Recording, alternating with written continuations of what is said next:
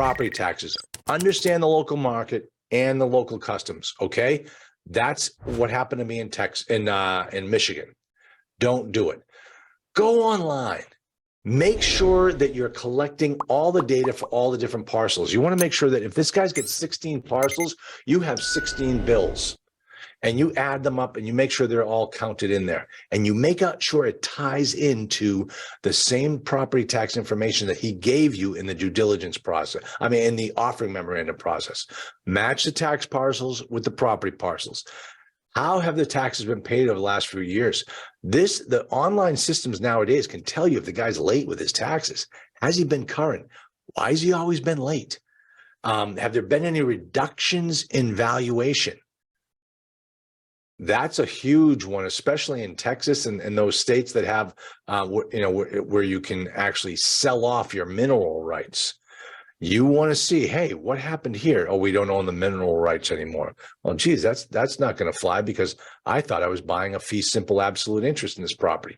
Now, the last thing is the $1 million question. How does the current valuation compare to the sales price? What? Oh, I don't know. Okay, look at. If it's a non-disclosure state, this is where you're yourself into trouble. If Fort Worth, Texas, or Bexar County down in Bexar County, is that San Antonio or is that Houston? It's Bexar, Bexar County. If their property assessment has this property at $5 million and you're buying it for $10 million, you better go back into your analysis and put in a $10 million tax bill on that property as if the property is worth $10 million. Oh, Charlie, but it doesn't work that way. You don't disclose that new purchase price. Yeah, sure. Until they find out about it. And then they go up to my $10 million price. Yeah, Charlie, that's fine. Then you file an appeal and they can't just double your taxes. That's you get to have a reduction off that. Yeah, I do. But I go to the assessor's office, I file an appeal, they automatically give me 5%.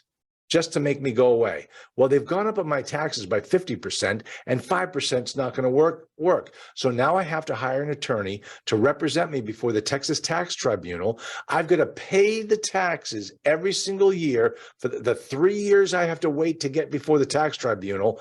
And then if I get a reduction, I'll get it retroactive. But between now and then, I've got to pay the higher taxes. That's how it works. So don't listen to some broker who's going to try to tell you and say, hey, oh, no, you'll get a reduction. Don't worry about it. Yeah, it's so far down the road that you won't even be able to afford the taxes because the property is so burdened by it. Don't do that. Make sure you analyze the deals and pay the right price for the property and be able to run it at that number.